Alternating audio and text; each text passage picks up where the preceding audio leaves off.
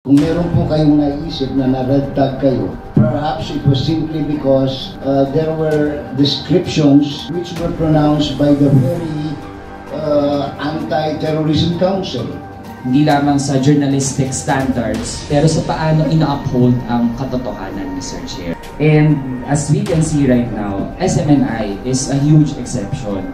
That would be all for now. Thank you, Mr. Chair.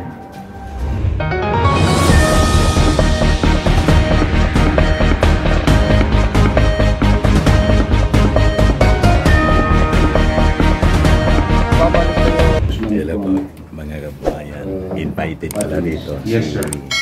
For as long as there is a jurisprudence and there is an approved sa hearing ng SMNI, consultant pala siya. With to red tag, I'm sure any and all media practitioners will follow it. In the meantime, that there are no laws or what he was mentioning were independent opinions of some associate justices. Mahirap pong pangunahan namin ang mga ating Supreme Court, ang House of Representatives, ang Senate, na gagawa kami ng bagay na hindi naman naayon as we were simply, if there are, kung meron po kayong naisip na na-red tag kayo, perhaps it was simply because there were descriptions which were pronounced by the very Anti-Terrorism Council. But it is not because it was a personal or a network practice to red tag you. Pero tinitiyak ko po sa inyo, kapag ka may batas na bawal yung ganon, susunod po kami. Maraming salamat po. Mr. Chair, to respond and to wind up, we have 3 branches of government. While sa atin po, Mr. Chair, we filed a bill to criminalize red tagging. Pero habang wala pa po yan, hindi ibig sabihin na wala tayong gagawin kapag nangyayari ito. And in fact, kaya natin sinasalang ang mga resolution, ang isang resolution and other resolutions at mga batas, panukalang batas dito. Dahil gusto nating mapanagot ang mga actually supposedly nasa media, pero sila din ay nasa forefront ng red tagging, na ang batayan nito, Mr. Chair, ay marami kasinungalingan. Kasi napakadaling maghabi ng kasinungalingan. We can have 1,000 versions of lies. Pero ang katotohanan kasi, Mr. Chair, nag-iisa lang yan. At yan ang mahirap na gawin. At yan ay dapat ipagkatiwala natin sa mga credible media organizations. And as we can see right now, SMNI is a huge exception. Hindi lamang sa journalistic standards, pero sa paano ina-uphold ang katotohanan, Mr. Chair.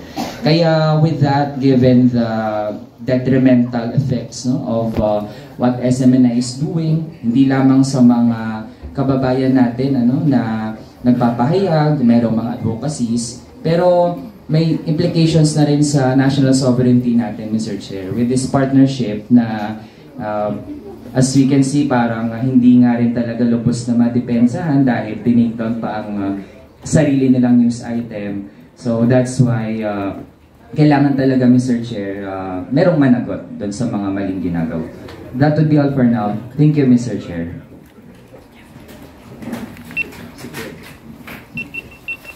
Today. Yeah, I understand you represented SMNI in Beijing in July this year to talk about the partnership between your 2 networks. Can you please further elaborate on the details of this partnership between these 2 networks? China Television. Thank you, Mr. Chair. SMNI has collaborated with China's State TV CGTN following the executives meeting in Beijing, China in July 2023. Nag-usap po kami kasi in-invite po kami nila doon para sa pag-cover ng ASEAN Games. Yun yung parang unang usapan na magkaroon kami ng collaboration, na makahingi kami ng mga videos ng mga palaro doon at may balita dito sa atin sa Pilipinas. At doon nagmula ang magiging partnership sana na gagawin, pero hindi pa na-finalize hanggang ngayon. So, but for now, hanggang sa video sharing lang po kung ano po ang pinakamagandang balita, may mga breaking news na kailangan malaman po ng mga Pilipino ay binabalita po ng SMNI. Ganun din po kung meron pong balita na nasa Pilipinas na gusto rin malaman ng mga Chinese. Ganun din po kasi ang practice ng networks dito sa Pilipinas. In fact, marami pong humingi sa amin ng videos, binibigyan po namin sila as long na meron courtesy po ng network na kung saan sila humingi. Ganun din po kami, humingi po kami sa kanila. Ganun lang po kasimple ang partnership. Wala pong ibang sa ngayon din po hindi po naka-finalize at wala pong pinirmahan ng mga partnership po. Hanggang verbal agreement lang po, Mr. Chair. So thank you very much. So Mr. Chair, draft Wala pa po, between Mr. both Chair. parties? Wala pa po, Mr. Chair. Okay. Thank you very much, Mr. Chair. I just want to share kasi yung concerns ni Kong Manuel. May lumalabas kasing sa China news na yung mga Pilipino ang naging aggressive sa West Philippine Sea. Binaliktad po nila yung kwento. Iba yung kwento sa kanila doon sa tunay na nangyari sa mga Pilipino. Kaya ito po ay medyo may pangamba din para sa akin. Dahil alam naman natin, di ba, there are always two versions of the story. But you know, as Filipinos, we always have to support that which the Philippine government holds. So thank you very much, Mr. Chair. Thank you very much, Honorable Suarez. Okay. Before I give it to the Honorable Rog, I just opened the letter now. It's addressed to me. This is response to a December 6th invitation for your committee for me to appear on a hearing at its hearing on December 11 at 11 o'clock a.m. I have not been an officer of Swara Sub Media Corporation from the time of the enactment of Republic Act 1442 up to the present. Hence, I must respectfully send my regrets for my absence in the hearing today. Sincerely, Pastor Apollo C. Kibuloy. Do you confirm that he is not an officer since the renewal of the franchise in 2019? The Honorable Mr. President, Mr. Rosete, hindi po mo opisyali sa post, kasi inimbitahan namin sa hearing niya na ito si Pastor Kibuloy. Mr. Chair, hindi po, Mr. Chair. So, pati owns, may shares po siya sa kumpanya. Establish po natin yun. Yes, you're recognized. Your Honor, Polo owned 1.5% of the stock holdings of Swara Sub Media Corporation. But sometime in 2021-2022, he donated his shares to the cooperative, which is now reported, which is now in the cooperative is now listed as a stockholder of Swara Sub Media Corporation as of the filing of the 2023 amended GIS. When did in 2020 wala na po ba si Pastor Kibuloy? 2020, he was still a Officer? No, not an officer, Your Honor, but a stockholder. Yes. As to 1.5%. Correct. 2023 siya nawala eh. 2020, sometime in 2022, Your Honor.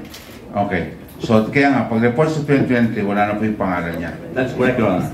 And he has 0 shares in SMNI or Swara Yes, Sub? at the moment, yes, Your Honor. No shares? No shares at all. Okay, under his name. Yes, Your Honor. But if he is a member of the cooperative or any other company, then he could still have his shares. He is not a member of the cooperative, Your Honor. He is not also a member. That's He's correct. not also a director of any of the other corporations that are involved in the Seoul. How about the Seoul Corporation? Yes, Your Honor, he is not. He's not. Yes, Your Honor, he is not. So, in any form, shape, or manner, he is not an owner. That is correct, Your Honor. Okay. Are you feeling better now? Because last hearing you had to run to the clinic. Are you okay? Well, I'm monitoring my BP, Your Honor. Okay. So I hope you're okay. Mr. Chair. Thank you, Your Honor, for the concern. Yes. Short. Yes, the Honorable Kimbo. Yes, in the last hearing, I made a manifestation that based on the GIS, Mr. Apollo Kibuloy was listed as ultimate beneficial owner. I believe until 2021. So, can we hear a confirmation Well, from Attorney Supremo? Or maybe the question is, until when was he the ultimate beneficial owner? Okay. Attorney Rolex Suplico. Your Honor, I'm holding a copy of the amended GIS for 2023. In the last, he's not holder of record That's- as of this time, Your Honor. No, earlier, sir. So the question is, until when was he ultimate beneficial owner? So the GIS that I read in the last hearing were, I believe, 2021 and 20 was a change in ownership or change in UBO from 2021 to 2022. So sa pagkakaalala ko, as of M 2021, siya po ang nakalista ng UBO. Let me check the record, Your Honor. I wanted to speak based on the record. Can you? I'll go back to you, no? Attorney Suplico. Thank you, Your On Honor. 2 points. One, you can use IT, the turning down of who put down the page, and this issue raised by the Honorable Kimpo. Says hanggang 2020, but your answer to me earlier was 2022. So we would like to know a clear response under oath on this issue. The Honorable Francisco, the Honorable Ramon Gutierrez is recognized. Oh, I'm sorry. The Honorable Franz Castro, then the Honorable Ramon Gutierrez. Thank you. Mr. Chairman, point of order. Well done, Isn't it Fernandez. the policy of the rules of this committee to have a alternate on the Yes, my apologies, the Honorable Dan Fernandez, because I'm just following the list of, as I stated earlier, it's the first to register will be acknowledged. don't get me But wrong, I don't want to yes, undermine okay. the minority, Yes, but yes. it is the policy of this Yes, so I committee will, to have an yes, I would like to give way first to Honorable Franz Castro. Then if the Ramon, the Honorable Gutierrez. Alang mga kababayan, gusto ninyo itong itry, Tirmax Firming and Lifting Cream. Hinapahid po sa mga pulses and affected area. Mainam po sa paninigas ng mga kasukasuan. Ito naman po, Automax Regen Serum. Anti-aging po siya. Sa mukha naman yung application. You will look 10 years younger than your age. Sa mga cancer patients naman po, i-try po ninyo ito. Di man po siya gamot, food supplement siya. Kailang gagawa siya mga kababayan sa Goji Berry. Yung Goji Berry may anti-cancer properties. Ayos, yung mga inquiries po ninyo, diniritso na lang kayo sa aming messenger sa Facebook para masagot natin agad. Ako po si Dante Maravillas. Bye-bye. God bless. Sa mga naghanap ng malinis and spacious fitness gym, bisita lang po kayo sa aming Colossal Fitness Gym.